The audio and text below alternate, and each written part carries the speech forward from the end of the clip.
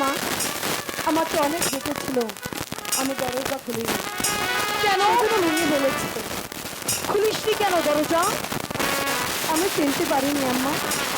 তাই বুঝি নিজের স্বামীকে চিনতে পারেনি। স্বামীর অর্ধাঙ্গিনী, জীবন সঙ্গিনী, জনম জনমের সাথী একজন নারী। এই কমলা, বাঙালি নারীরা তার স্বামীর নিঃশ্বাসে বুঝতে পারে তার স্বামী এসেছে। স্বামীর গায়ের গন্ধে বুঝতে পারে তার স্বামী এসেছে। স্বামীর পদধ্বনিতে বুঝতে পারে তার স্বামী এসেছে। অথচ তোকে ডেকেছে, তুই বুঝতে পারিসনি তোর স্বামী এসেছে। এরপরেও কি আমাকে বিশ্বাস করতে হবে আমার ছেলে এসেছিল? মা আপনি বিশ্বাস করুন, আপনার দুটি পায়ে ধরে বলছি, আমার ঘরে আপনার ছেলে এসেছিল। এই মিথ্যা বলছি না আম্মা, আপনি বিশ্বাস করুন। এই কমলা, ভয় পেয়েছিস না? একটুও ভয় নেই। আমি সেই বেগম, জানি আমার একটি আঙুলের ইশারায় অনেক কিছু হয়ে যেতে পারে।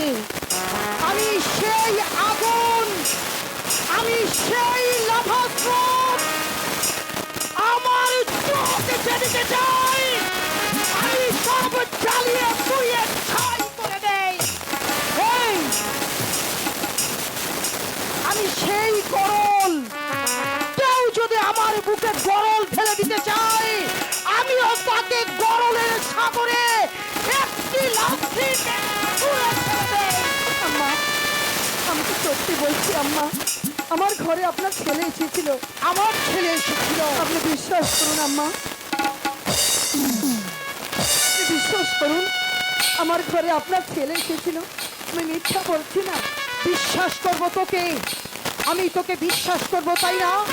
একটি ভালোবাসার গোলাপকে ধরে বৃত্ত চূর্ণ করে তার পাত্রীগুলোকে একটি একটি করে ছিঁড়েছিস, নির্মমভাবে পাষাণের মতো বলেছিস কলঙ্কিনী, আর বলছিস তোকে বিশ্বাস করবো, তাই না? আমি এখন কি করবো জানিস? তোর সুরত নাচিসের পাত্রীগুলো আমি একটি একটি করে ছিঁড়ে ফেলবো।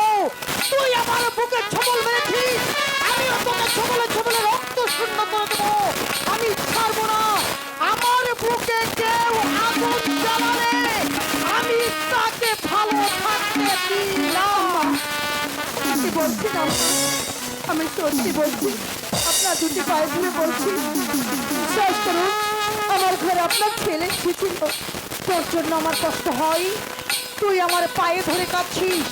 তোর স্থান তো আমার পায়ের তলায় নয়, তোকে আমি রেখেছিলাম আমার। শুধু একবার বল কমলা, তোর ঘরে কে এসেছিল? তার এত বুকের পাতা, কে আমার বংশের মুখে কালিমা লেপন করতে চায়? শুধু একবার তার নাম বল। তার বুকের ভেতর থেকে তার কলিজাটা আমি টেনে তুলে নিয়ে আসবো। বল কে এসেছিল? জানি তুই বলতে পারবি না, তবে সত্যটি কি করে বলাতে হয় সেটা আমি বেশ ভালোই জানি। এই গেছিস আমার যাবো।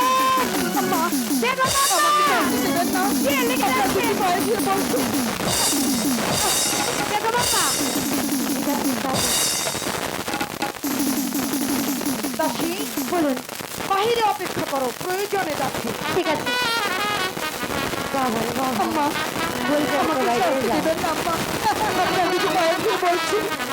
আমি তাই করিনি, আমাকে আপনি ক্ষমা করুন আম্মা। এই এটাই তো নিয়ম, অপরাধ করে সবাই বলে আমি অন্যায় করি, তাই না? আর আমিও জানি তুই কি করেছিস, অন্যায় করিসনি, তাই না?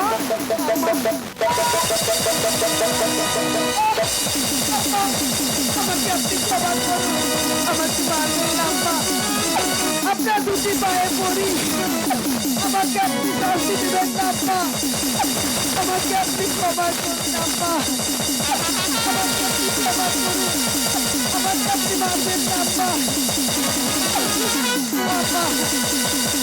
এমন মৃত্যু হবে না আম্মা।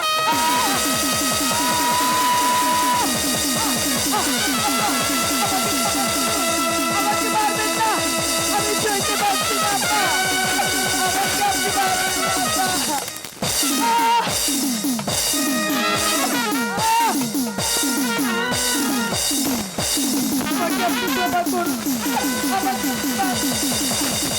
আমাকে মারবেন না, আমাকে মারবেন না।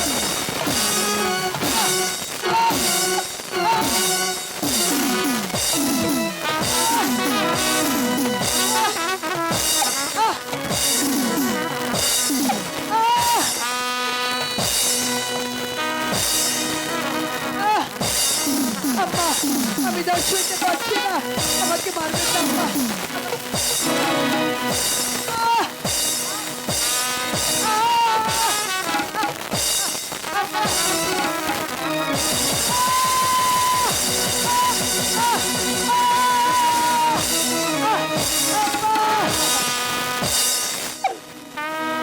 আই তোরে মিনতি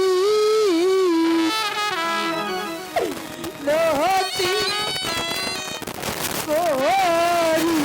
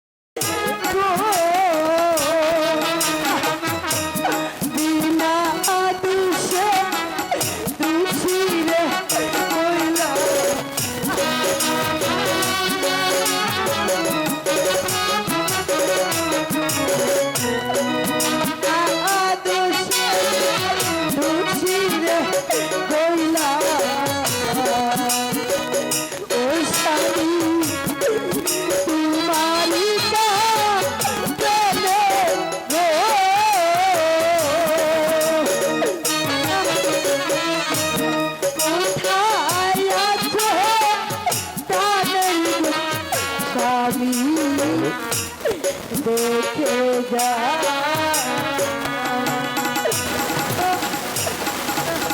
আম্মা, আমাকে ক্ষমা করে দিন। ক্ষমা? আপনার চাবুকের আঘাতে আমি সইতে পারছি না আম্মা। ক্ষমা করবো তোকে, তাই না? আমি তো তোকে ক্ষমা করতে পারবো না। তার কারণ তোর মতো অপরাধীকে যদি আমি ক্ষমা করে দেই, তাহলে আমিও যে অপরাধী হয়ে যাব। তুই বলেছিস তোকে আগুনে ফেলে দিয়ে তারপরে তোর সতীত্বের পরীক্ষা নেব। ঠিক আছে, আমি তোকে আগুনেই ফেলে দেব। তার কারণ আগুনে ফেলে দিলে সতীও পুড়বে আর অসতীও পুড়বে। 1000 বছর ধরে যদি কেউ আগুনের পুজো করে, তারপরও যদি আগুনে হাত দেয়, আগুন তাকে পোড়াবেই। এই গেছিস, জল্লাদকে পাঠিয়ে দে। হয়তো বেগম আম্মা আমাকে জল্লাদ জল্লাদ বলে ডাকছে। আর শীতের দিনে প্রতিদিন হবে না কারো ছেলে সন্তান তার মুখ থেকে সুরক্ষা করতে হবে। বলুন আম্মা জান, আমাকে কেন অপমান করেছে? জল্লাদ, বলতে পারো ওই বেশর্মিনীকে। ঠিক আছে, আপনার আদেশ মোতাবেক এই মুহূর্তে এই নাইকে এই বন্ধ করছি। একই বেগম আম্মা, এ দেখছি আপনার একমাত্র পুত্র জামাল বাদশার এই স্ত্রী যে বলিদান নাই করেছে, তাকে আপনি বন্দি করার আদেশ দিচ্ছেন। কি বললি জল্লাদ? আমি কি করব তার কৈফিয়ত আমি তোকে দেব না। আমি আমার কোন কাজের কৈফিয়ত কাউকে দেই না। বলেন, আমি কৈফিয়ত নেই। আমি তোকে বন্দি করতে বলেছি, তুই ওকে বন্দি কর। জানি বেগম আম্মা, আমি জানি আপনি কাজের কারো কৈফিয়ত দেননি, তাই বলছি এ হচ্ছে আপনার একমাত্র পুত্র বলবো। কমলা, আপনি কেন তাকে বন্দি করার আদেশ দিচ্ছেন? বলো। আমি বলেছি তো, আমি কারো কাছে আমার কাজের কৈফিয়ত নেই।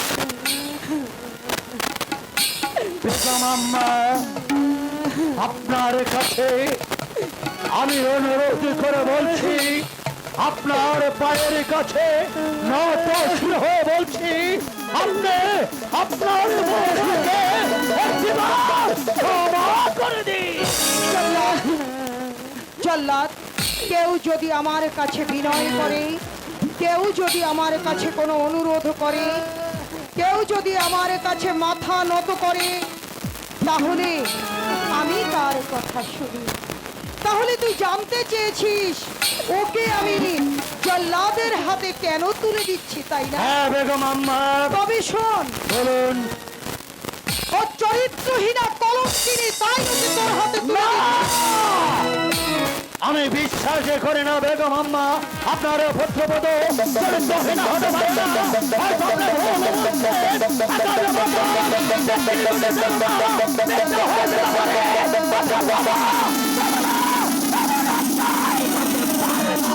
ওরে জল্লাদ, বলুন।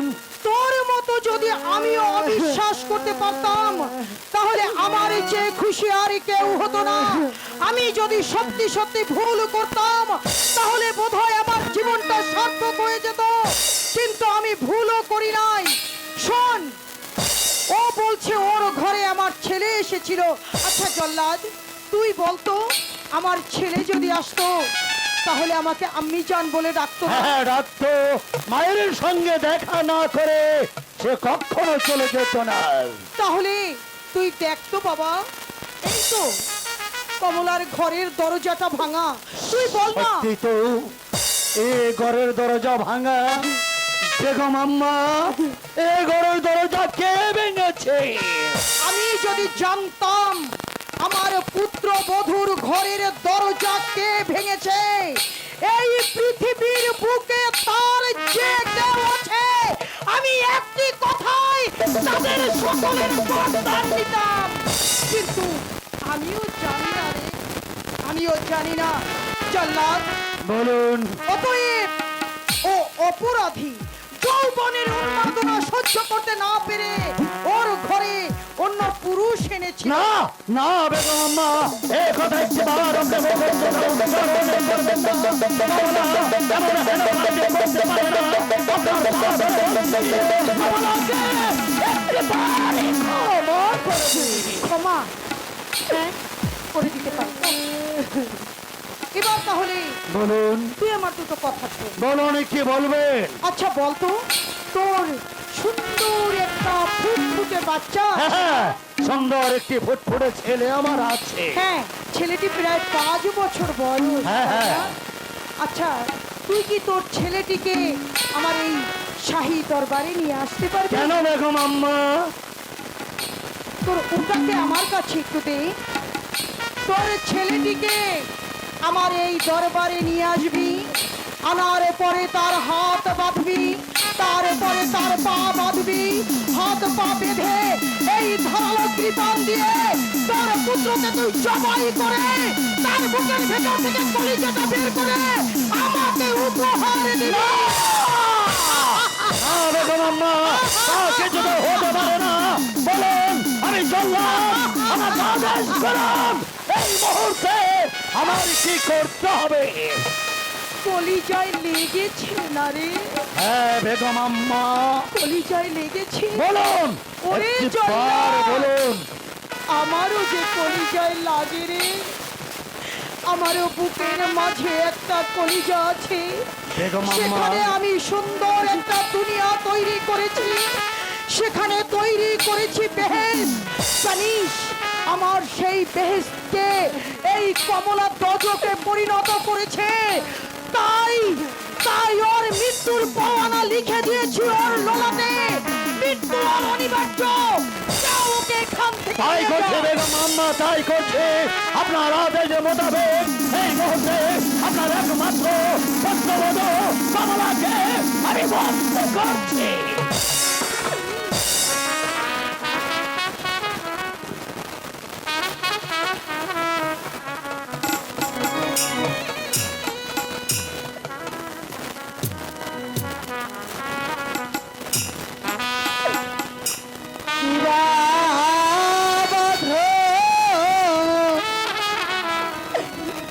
বাদলি রে জালা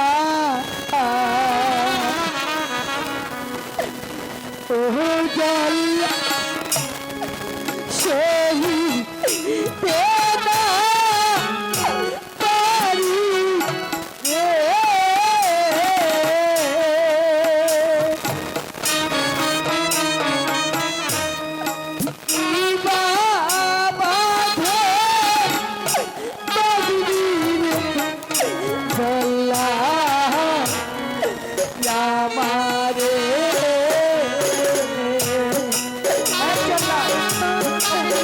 যাচ্ছি বেগম আম্মা।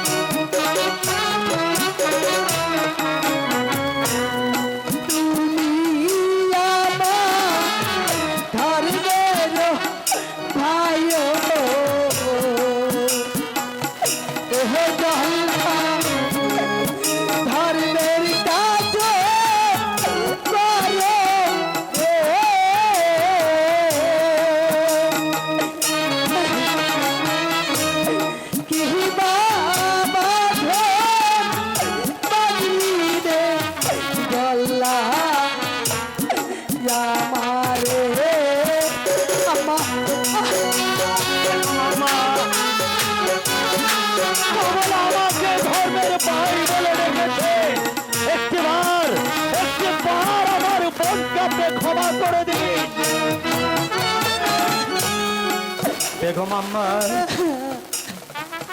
বেগম আম্মা, আপনার পা ধরে আমি মিনতি করছি বেগম আম্মা, কোন কমলাকে আপনি একটিবার ক্ষমা করে দিন। বলুন বেগম আম্মা।